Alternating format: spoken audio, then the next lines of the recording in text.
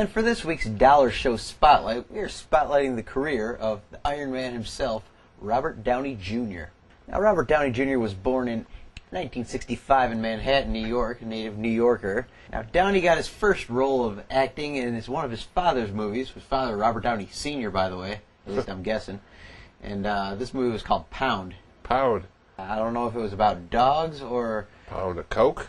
Then at the ripe young age of 20, Downey joined the cast of Saturday Night Live. For 1 year. For 1 year, that's true. He joined during the year when, ratings were low, and they basically fired everybody during that year to try to, appease everybody and make everybody happy. And Downey Jr. was one of the casualties, but he was on there, strangely enough, with Anthony Michael Hall, who was on there for the same 1 year, and they both appeared in the 1986 movie Weird Science. Which I enjoyed. Then Drew, he was also in the 80s classic Back to School. Remember that? Back to School with Dangerfield and that other kid. That's right, I didn't like the other Gordon. kid, but I did like Robert Downey Jr. and, what's his name? Dangerfield? Of course, Dangerfield was great. But then to go from this, Drew, to go from the bully in Weird Science and then, the weird roommate in Back to School, he takes to 1987's Less Than Zero, which was an actual, kind of a real dramatic portrait of young drug addicts living the Hollywood lifestyle, privileged teens. And this is said where Downey Jr. really kind of spiraled out of control with the drugs because he played an addict in the movie.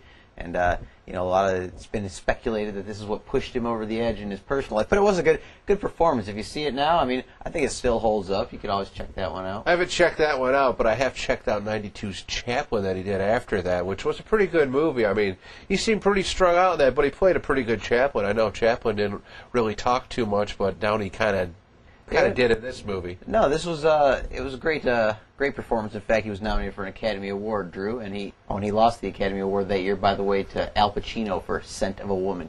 Hoo-ha!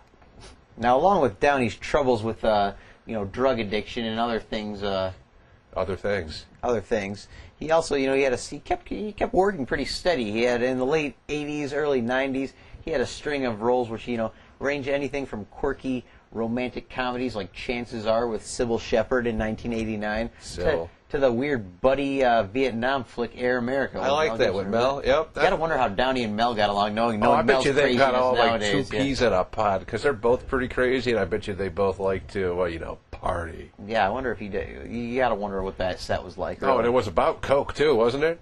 I think there was something to do with drugs inside of it, but Downey wouldn't touch them. Very true. Can't say I remember the plot that much, but it was okay from what I remember of seeing it.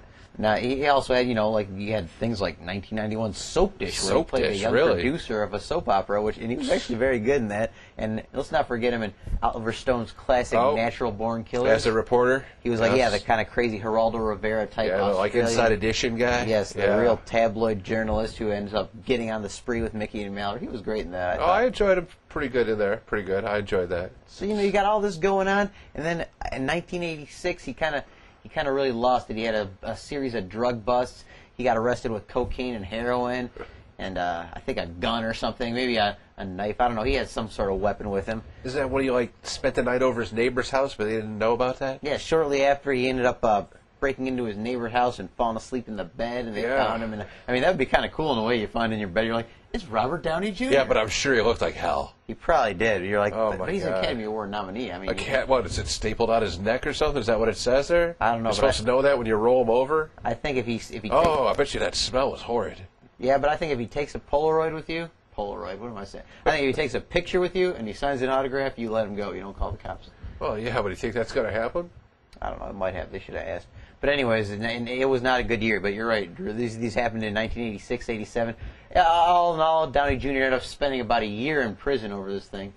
That's for all his happen. crimes, and sentenced to 3 though. But he got out early, and he kind of redeemed himself. He ended up coming back in some real good roles. 2000 Wonder Boys, remember that one? Oh, I enjoyed Wonder Boys with Michael Douglas. Michael Douglas, and he was his publisher in that one.